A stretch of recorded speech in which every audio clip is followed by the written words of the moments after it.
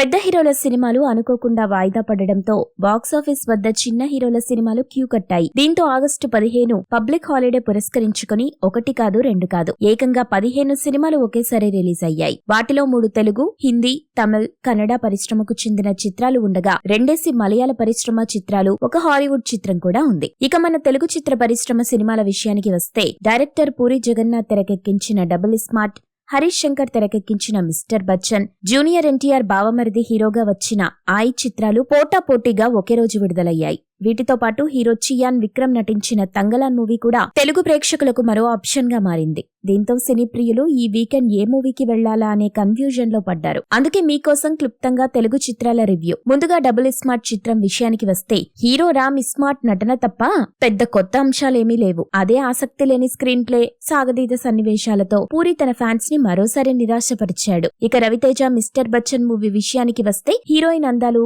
Raviteja energy, పాటలు, fights బాగున్నప్పటికీ routine స్టోరీతో పాటు second half week గా ఉండడంతో కేవలం మాస్ ప్రేక్షకులకు మాత్రమే ఈ సినిమా ఎంటర్టైన్మెంట్ పంచేలా ఉంటుంది. ఇక ఆఖరుగా గీతా ఆర్ట్స్ బ్యానర్ లో వచ్చిన ఆయి చిత్రం విషయానికి వస్తే నటీనటుల నటన, హాస్యం బాగున్నప్పటికీ రొటీన్ స్టోరీ, స్క్రీన్ ప్లే కారణంగా కేవలం యూత్ ప్రేక్షకులు మెచ్చే కామెడీ జానర్ లోకి ఫిలిం వెళ్లిపోయింది. ఇక వీటన్నింటికీ పోటీగా వచ్చిన తమిళ డబ్బింగ్ చిత్రం తంగలాన్ మూవీ విషయానికి వస్తే విజువల్ ఎఫెక్ట్స్ అంత అత్యద్భుతంగా లేకపోయినా స్టోరీ, అందులోని ఫ్యాంటసీ ఎలిమెంట్స్ అద్భుతంగా ఉండడంతో ప్రేక్షకుడికి ఒక్కసారిగా మరో కొత్త ప్రపంచానికి వెళ్లొచ్చిన ఫీలింగ్ కలుగుతుంది. దీనికి తోడు విక్రమ్, మాళవిక నటన రియల్ గా ఉండడంతో ప్రేక్షకులకు వారు కనిపించరు, వారి పాత్రలే కనిపిస్తాయి.